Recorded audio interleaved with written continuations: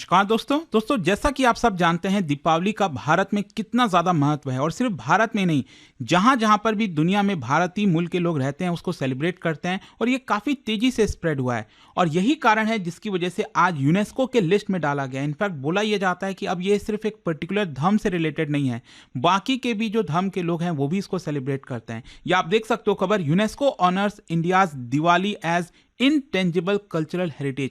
तो इसको थोड़ा सा डिटेल में आप समझेंगे कि ये इनटेंजिबल कल्चरल हेरिटेज लिस्ट है क्या, इसके अंदर क्या क्या चीज़ें आती हैं, साथ ही साथ अगर दिवाली को इसमें डाला गया है तो इसका इंपैक्ट क्या होगा, इससे क्या फ़ायदा होगा, वो सब कुछ मैं आपको बताऊंगा। चलिए आगे बढ़ते हैं, लेकिन उससे पहले आप सबको बता दूं, आप में से जो भी लोग 2027 का यूपीएससी का एग्जाम देने वाले हैं जिसके अंदर आपको प्रीलिम्स मेंस इंटरव्यू सब कुछ की कंबाइन तैयारी करनी है, तो वो आपको मिल जाएगा। लिंक कमेंट सेक्शन में दिया हुआ है, यूज़ करना है आपको ये कोड अंकित लाइव मैक्सिमम डिस्काउंट के लिए। और ये बैच अगर आप लेते हो तो इसमें 18 बुक्स का जो पूरा सेट है वो भी आपके घर पर दिया जाता है। फोन नंबर यहां पर दिया, आप इस पे कॉल करिए, मेरी टीम आपको अच्छे से गाइड कर देगी। चलिए शुरुआत करते हैं। सबसे पहले देखते हैं कि एग्जैक्टली हुआ क्या। जैसा मैंने आपको बताया कि यूनेस्को ने ऑफिशियली दिवाली या फिर दीपावली को representative list of the intangible cultural heritage of humanity के अंदर शामिल किया है। बेसिकली 2003 में एक कन्वेंशन आया था यूनेस्को का for the safeguarding of intangible cultural heritage, और इसी के तहत यहाँ पर बहुत सारी चीज़ें इसमें डाली जाती हैं। तो ये एक हिस्टोरिक अचीवमेंट है भारत के लिए, जहाँ पर दिवाली को नेशनल फेस्टिवल से उठाकर यहाँ पर ग्लोबल कल्चरल हेरिटेज में शामिल किया जा रहा है, इंटरनेशनल लेवल पर रिकॉग्नाइज किया जा रहा है और आगे चलकर इसको प्रोटेक्ट करने की कोशिश की जाएगी। तो पहला क्वेश्चन ये आता है कि ये इनटेंजिबल कल्चरल हेरिटेज का मतलब क्या है। देखो, यूनेस्को में नॉर्मली आपने देखा होगा कि भारत में कोई यूनेस्को साइट है तो कोई नेशनल पार्क हो गया, बायोस्फीयर रिजर्व हो गया, इस तरह की चीज़ें जनरली आपको देखने को मिलती हैं, राइट।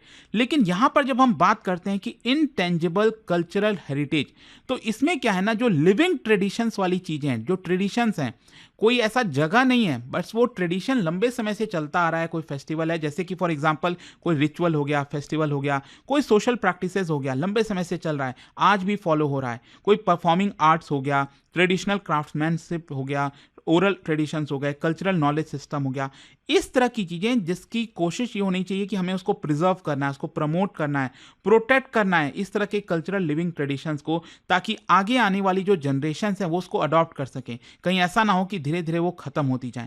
तो उसको प्रोटेक्ट करने के पर्सपेक्टिव से बेसिकली ये जो पूरी लिस्ट है वो लाई जाती है, ताकि इसके ऊपर ज़्यादा फोकस जाया जा सके। अब क्वेश्चन यहाँ पर यह आता है कि दिवाली को ही क्यों सेलेक्ट किया गया। देखो, यहाँ पर यूनेस्को के कुछ क्राइटेरिया होते हैं जिसमें यूनेस्को ने एक्सप्लेन किया। सबसे पहला है, यूनेस्को ने दिवाली को as vibrant example of living heritage की तरह देखा है, आइडेंटिफाई किया है।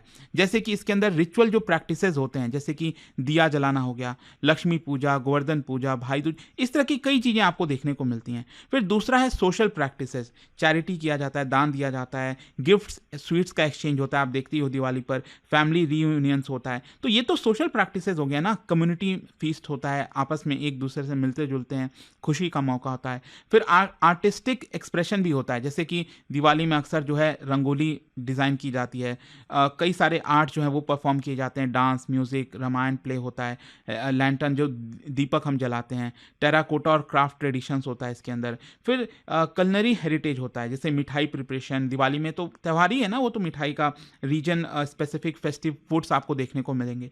तो ये सब कुछ है जिसकी वजह से यहाँ पर इसको लिविंग कल्चरल ट्रेडिशन की तरह देखा जाता है। दूसरा कारण है enhancing visibility and cultural diversity. मतलब यूनेस्को ने एम्फसाइज किया कि जो दिवाली है it has multiple origin narrative. मतलब हिंदूज में, जैन में, सिख में, बुद्धिस्ट में आपको अलग अलग प्रकार के ओरिजिन जो नैरेटिव है वो आपको देखने को मिलते हैं। So basically it is celebrated in every Indian states across south Asia, south east Asia, Africa में, कैरेबियन आइलैंड्स में, यूरोप के अंदर, नॉर्थ अमेरिका में। सो इसकी वजह से क्या है, इट एनकरेजेस इंटरकल्चरल डायलॉग और ग्लोबल यूनिटी इसकी वजह से बढ़ती है। तो यूनिवर्सल थीम भी अगर आप देखोगे ना इसका, लाइट ट्रायम्फिंग ओवर डार्कनेस, वो हम कहते हैं ना हिंदी में दैट अंधकार पर रोशनी की जीत, इस तरह से, राइट। तो वो उसका ग्लोबल कल्चरल रेलेवेंस है। तो ये इसकी वजह से यहाँ पर इसको रिकॉग्नाइज किया गया है। फिर एक और कारण है, दैट इज सेफगार्डिंग प्लान, मतलब कि भारत ने एक प्लान प्रेजेंट किया कि भारत कैसे इसको प्रिजर्व कर रहा है, सेफगार्ड कर रहा है।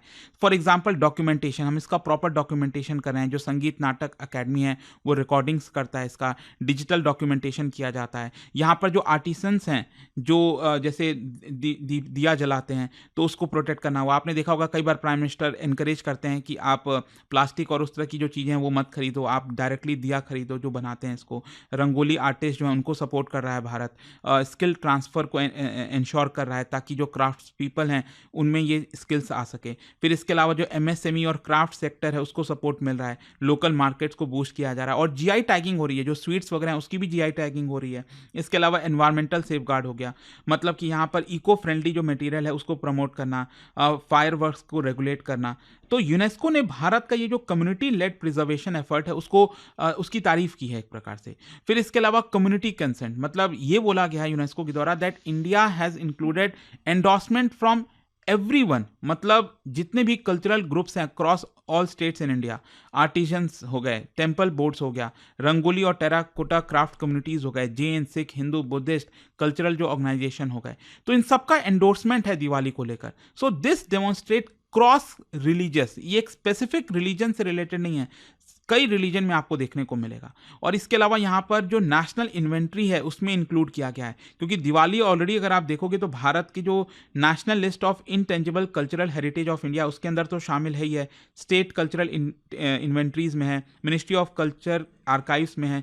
तो यूनेस्को की जो रिक्वायरमेंट होती है वो इसको सेटिस्फाई करता है, दैट इज वाई दिवाली को इसके अंदर इंक्लूड किया गया है। इनफैक्ट दिवाली का हिस्टोरिकल और सिविलाइजेशनल रूट आप देखोगे, जैसे कई जो एंशियंट स्क्रिप्चर्स हैं उसमें आपको इसका रेफरेंस देखने को मिलेगा, जैसे स्कंद पुराण, पद्म पुराण, रामायण हो गया, महाभारत हो गया, जैन अगमास हो गए, बुद्धिस्ट पाली टेक्स्ट हो गया, उन सब में आपको इसका मेंशन देखने को मिलेगा। आर्कियोलॉजिकल एविडेंस भी है, जैसे टेराकोटा जो लैम्प्स है ना, जो मिट्टी के दिए हम जलाते हैं दीपावली के समय, तो वो आपको हड़प्पन साइट्स में देखने को मिलता है। इसके अलावा अर्ली जो हिस्टोरिक गैंगेटिक रीजन है उसमें देखने को मिलता है।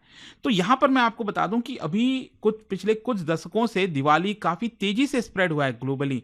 यहाँ पर आप देख सकते हो कई ऐसे देश हैं जो पब्लिक हॉलीडे डिक्लेयर करते हैं दिवाली के दिन, जैसे सिंगापुर हो गया, Malaysia, Nepal, Sri Lanka, Mauritius, Fiji, Trinidad and tobacco, Guyana हो गया, सूरीनाम हो गया। तो ये सब जो देश हैं वो पब्लिक हॉलीडे होता है उनका दिवाली के दिन।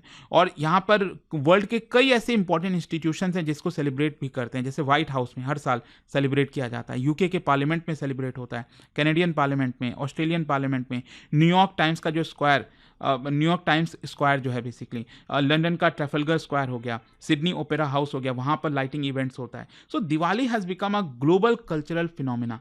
और इसका इम्पैक्ट क्या होगा, मतलब यूनेस्को के लिस्ट में आना, मतलब इसका मतलब क्या होगा, देखो इसका कल्चरल इम्पैक्ट होता है, इंटरनेशनल रिकॉग्निशन मिलता है भारत के लिविंग हेरिटेज को, इसकी वजह से जो प्रिजर्वेशन है उसको और एनकरेज किया जाता है। यहाँ पर भारत की जो सॉफ्ट पावर है वो बूस्ट होता है, उसकी वजह से भारत का जो इमेज है कल्चरल पावर हाउस की तरह वो भी एनहांस होता है। इकोनॉमिक बेनिफिट्स भी होते हैं, जैसे टूरिज्म इंक्रीज होगा, हैंडीक्राफ्ट, पॉटरी, टेक्सटाइल, इस तरह की चीज़ों में ग्रोथ होता है। एमएसएमई सेक्टर को एक बड़ा बूस्ट मिलता है, जो लोकल आर्टिशंस हैं उनको एक फ़ायदा होता है। इसके अलावा प्रोटेक्शन बेनिफिट्स भी होते हैं। अगर मान लो आगे चलकर भारत ने रिक्वेस्ट किया यूनेस्को को हेल्प करने के लिए कि फंडिंग चाहिए, टेक्निकल एक्सपर्टाइज चाहिए, प्रिजर्वेशन प्रोजेक्ट्स, तो वो भी हमें मिल सकता है। तो इसका ये इम्पैक्ट होता है। लेकिन हाँ, यूनेस्को ने कुछ चैलेंजेस भी बताए हैं इसके अंदर, जैसे कि कमर्शियलाइजेशन का थ्रेट है। ट्रेडिशनल जो प्रैक्टिसेस हैं वो आज के डेट में क्या है ना, मास प्रोड्यूस्ड गुड्स, आप मार्केट में जाओ दिवाली के समय देखो, चाइनीज आइटम्स इतने सारे बड़े बड़े लेवल पर जो है प्रोडक्शन होता है और उसको डंप किया जाता है भारत में मार्केट्स के अंदर, तो उससे एक थोड़ा सा खतरा है। फिर दूसरा एनवायरमेंटल कंसर्न, कई बार आपने देखा होगा, जब भी मतलब कई बार क्या हर साल दिवाली के समय चर्चा होती है एयर पोल्यूशन को लेकर, क्या होगा, फिर सुप्रीम कोर्ट कहता है, फिर इस बार सुप्रीम कोर्ट ने कहा कि ग्रीन क्रैकर चला लो, प्लास्टिक ड्रिवन जो लाइटिंग मटीरियल्स है, तो इसको लेकर थोड़ा सा कंसर्न आता है। फिर जो ट्रेडिशनल आर्टिशंस हैं उनका डिक्लाइन हो रहा है, potters, rangoli artist, local craftsmanship, उनको काफ़ी चैलेंजेस देखना पड़ रहा है। और रीजनल डाइवर्सिटी भी लॉस हो रहा है। क्या है ना कि दिवाली अगर आप देखोगे तो देश के अलग अलग राज्यों में अलग अलग तरीके से सेलिब्रेट किया जाता है, लेकिन अब क्या है कि यहाँ पर वो धीरे धीरे लूज होता जा रहा है, यूनिफॉर्म बनता जा रहा है। फिर इसके अलावा अगर मैं आपको बताऊं तो यूनेस्को की इनटेंजिबल कल्चरल हेरिटेज के लिस्ट में भारत के और कौन कौन सी चीज़ें हैं। सो बेसिकली अगर आप देखोगे तो योगा, दुर्गा पूजा, कुंभ मेला हो गया, गरबा हो गया, रामलीला, बहुत सारे आप देखने को मिलेगा, वैदिक चैंटिंग्स भी हो गए, वो इसके अंदर आता है। तो वो इन सब के अंदर शामिल हो गया है। लेकिन इसमें दिवाली की एक खास बात यह है कि it stands out for being pan Indian, pan religious, globally celebrated, जो कि बाकी शायद आपको उतना देखने को नहीं मिलेगा। कंक्लूजन की अगर हम बात करें, देखो यूनेस्को ने दिवाली को इंस्क्राइब किया है एज अ एक हिस्टोरिक ग्लोबल ऑनर है भारत के लिए। रिकॉग्निशन है हमारे ऐसे फेस्टिवल का, एंशियंट फेस्टिवल का, जो मल्टी लेयर्ड कल्चरल डेप्थ आपको जिसमें देखने को मिलती है। So Diwali now stands not only as India's festival of lights, but ये एक ह्यूमैनिटी के लिए एक शेयर्ड हेरिटेज हो गया है दिवाली एक प्रकार से, यूनेस्को के स्टेप की वजह से। तो आई होप कि आपको अब समझ में आ गया होगा कि ये जो खबर आ रही थी कि दिवाली को यूनेस्को लिस्ट में लाया गया, उसका एग्जैक्ट मतलब क्या है। और जाने से पहले एक बहुत ही इंटरेस्टिंग क्वेश्चन, क्या बता सकते हो इनमें से कौन कौन से साइट्स ऐसे हैं जिसको मिक्स्ड हेरिटेज साइट, यूनेस्को की जो मिक्स्ड हेरिटेज साइट्स है उसके अंदर लाया गया है? इसमें कौन कौन से इंडियन साइट्स हैं? और इसका राइट आंसर आप सब जानते हैं, मेरे इंस्टाग्राम पर तो मिलेगा ही, वहां पर अगर आप नहीं हो कोई बात नहीं, टेलीग्राम से ले सकते हैं इसका सही उत्तर। और दोस्तों, जैसा मैंने आपको बताया, अगर आप यूपीएससी 2027 की प्रिपरेशन कर रहे हैं, ये जो बैच है इसके अंदर आपको कंप्लीट प्रिपरेशन कराई जाती है। ये फोन नंबर दिया, आप इस पर कॉल करिए, मेरी टीम आपको अच्छे से गाइड कर देगी। स्टडी IQ IAS, आपका सिलेक्शन हमारा मिशन।